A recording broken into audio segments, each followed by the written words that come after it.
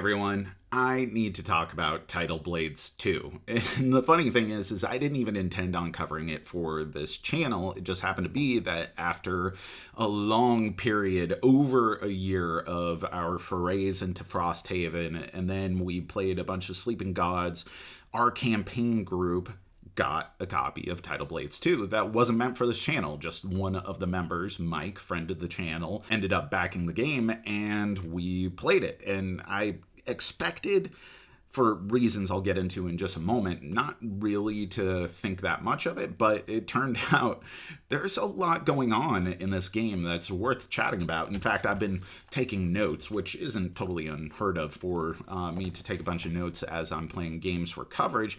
But normally I put that into a much tighter, more scripted format for our reviews. I've done these discussion, unscripted, more open-ended reviews, particularly for campaign-type games and other games that I wanted to give more of just like a direct first impression, or in this case, sixth impression, because we played 6 scenarios so far.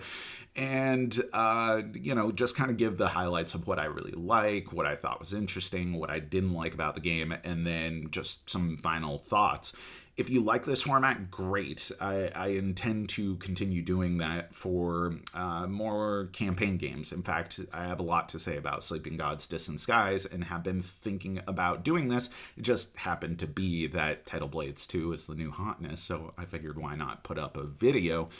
If you don't like this format, well, also let us know about that too. And you know what? We're going to continue having our normal, scheduled, very scripted, concise reviews that you've come to know and love the channel for. Hopefully, love the channel for. What is Tidal Blades 2? Well, to understand this, I think we need to go back to Tidal Blades 1, which is a game that I backed and owned, and then after playing for a little bit, I was like, this is more filler than killer, and ended up getting rid of. It was a competitive kind of worker placement action game that looked like it was taking direct inspiration from the video game Chrono Cross. And while the visuals were spectacular, the components were amazing, the game just kind of felt okay.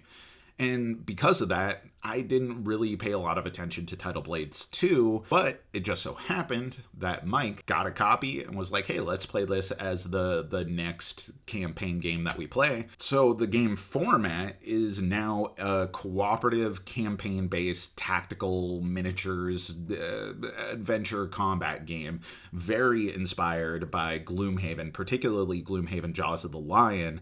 This game where every player takes on the role of a character who can level up as you play the game. There's the standard experience point system that allows you to get checkboxes to increase your stats or unlock additional cards that go into the combat system. And every character has their own unique little masteries, which are similar to Gloomhaven's battle goals, except tailored to characters. And they have 2 different sort of skill trees that they can progress through in these masteries depending on things that they accomplish in an individual game. And that gives some flavor and level of acceleration and growth for a character that feels thematic and also tailored to their playstyle. And that's very cool. Every couple of missions, you end up having an intermission. You go back to a city, you can buy things, you can level up, you can have some town events that may modify your overall campaign structure. Speaking of which, the campaign itself seems very linear so far. We played 6 scenarios, and I think there's only been one opportunity for us to branch into different areas, but I would be surprised if it doesn't eventually have some sort of structure that branches out and then comes back in towards the climax, especially with how the game has been presented and leaves room for kind of different outcomes to specific scenarios, which let's go ahead and talk about what I think is really cool in this game. And the first one of those is that I think the biggest innovation that this brings to tabletop adventure gaming is multi-tiers of scenario goals. Yeah, this game does have victory and loss conditions. This isn't a fail forward type of game. You do have to beat a scenario, but the objectives often have different levels of completion where you can either go for just whatever the scenario requires, or you can shoot for getting bonus objectives completed that could be thematic things but have physical representations in the environment. You're going to move around and collect certain objects, you're going to kill certain enemies, you're going to defend certain characters, you're going to complete it in a certain amount of time. If you do those, you get cool extra rewards and maybe some additional story moments. That is really cool and something that's well explored in video games, but in tabletop games doesn't come up as often. This allows for certain game design levers that can be pulled, and also strategic considerations for you as a player to think about as you're trying to navigate what is the overall goal, what's going to be the best thing for my team as we try to press forward in this game. And also, I'm trying to complete my own masteries and maybe get these bonus objectives, and inevitably you're going to have to end up sacrificing on one thing or another. The other thing that I really like that I think this brings something new to the table is the combat system itself. It's like they were thinking about Gloomhaven going, well, this can't just be a visual update to Gloomhaven Jaws of the Lion, so we have to change the core action system. They play 2 cards in a turn. What if we have a system where you have 3 cards? Well, we can't just make you play 3 cards because that would be even more complex, and we want this to be a lighter level of complexity. What if you have a tableau and you play a card and then you activate a row or column in this 3x3 grid, and any cards that are already in that row or column or the default empty slot abilities get activated. So if you have attacks in there, you can do multiple attacks or combine them into one larger attack. You can upgrade your shields. You can give yourself resources that can be spent for free actions. You can do a bunch of different stuff. And your cards that you have are your own character's specific deck that gives them a lot of distinct capability and flair. I really like that. And I like that the characters themselves, stat-wise, by way of their decks, feel pretty substantially different. Some characters are really good at ranged attacks, some are really great at movement, some are going to be heavy tanks that can endure a lot of attacks and get this shield system, which is it's very cool. The resource management systems in the game of the different combat resources and the rotating shells that make your shields and your magic points and this reservoir is just very well done.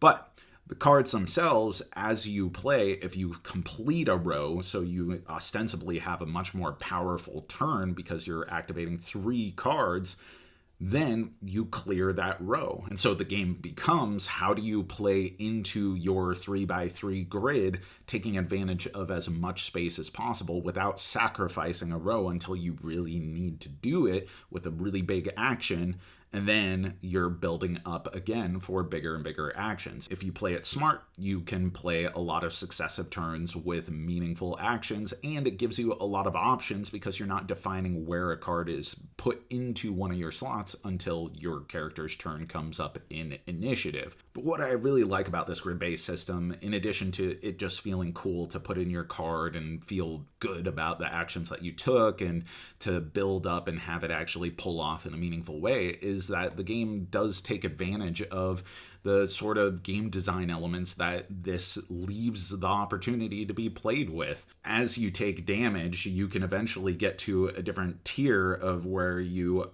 earn wound cards that end up filling up slots and become dead areas in those slots, representing the continual battle damage as you play the game, and that sucks to have those there and have nothing to do with them. There's also status effects that can come into play that go onto your cards, that whenever you activate those cards, you also have to activate the status effects from poison and stun. And you have items that, as you play items, then you play them on top of cards, and every time you activate the card, you have positive effects. Lots of cool, interesting things to play with in that environment that makes it a fun puzzle to navigate. even independent of everything that's going on in the battle arena. And the last thing that I think is just really worth highlighting here is that, again, the visuals are spectacular. Like the environments, the personality that the characters exude, the sort of tropical fantasy environment, it looks unlike pretty much anything out there in the tabletop space aside from Tidal Blades 1. Except this is a game that I actually want to play. As far as what doesn't really work for me, first off, the story in this game just... Why do so many campaign games have terrible writing? Yeah, some of it is just tone, like it's trying to have almost like a Saturday morning cartoons vibe, but not in a overly self-serious sort of Pirates of Dark Water way, which would have been totally awesome. This just ain't it. The writing feels consistently like I just want to get through it, and that's a huge bummer in a narrative adventure game. I also think that there's a disparity between the level of accessibility and intensiveness, the weight of the game when it comes to your characters versus what enemies are doing and the enemy behavior. It feels like there's an attempt, again, to do something very similar to the fully cooperative, card-driven system of Gloomhaven, which I think is a noble attempt to have something original happen, but there's just a lot of information going on. It looks busy.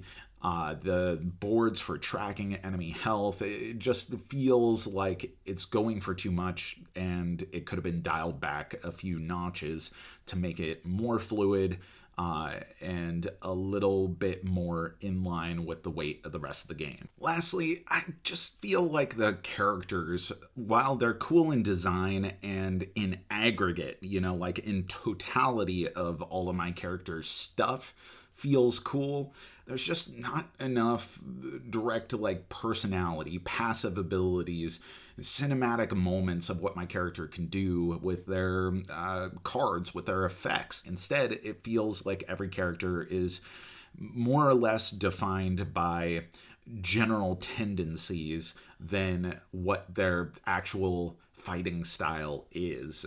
And as one last little thing, I would say that, occasionally in the 6 games that we've played so far, there have been some, tedious scenario-based things, like jumping mechanics from getting from pillar to pillar in this high cliff setting, but it's also kind of convoluted in how you approach it, and it just feels bad when you are unsuccessful in it. And I know that was a huge complaint for Frosthaven as compared to Gloomhaven, that there were much more gimmicky scenarios.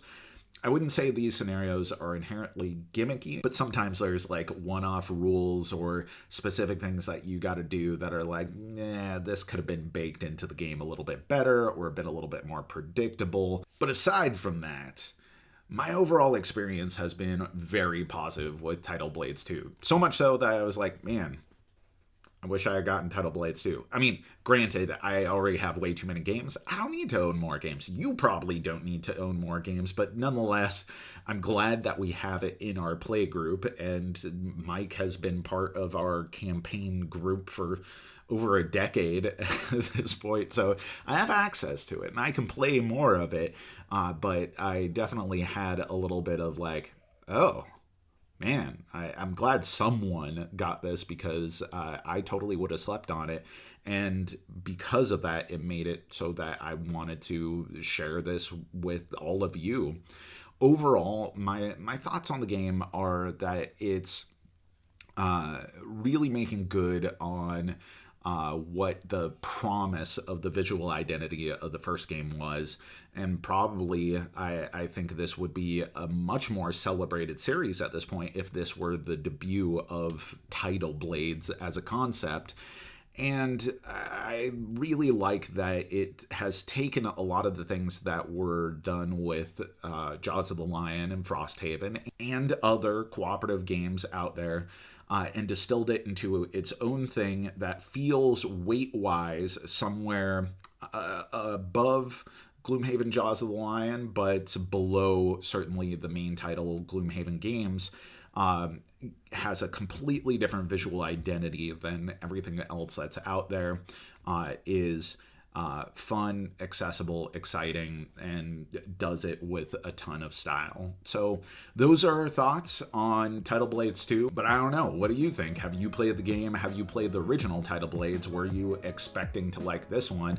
And what do you think of this format? Again, I don't know. I don't do a lot of just kind of free form discussion like this, but it's fun and a great way of kind of talking about these larger concepts, campaign games that I just want to ruminate on for a little bit.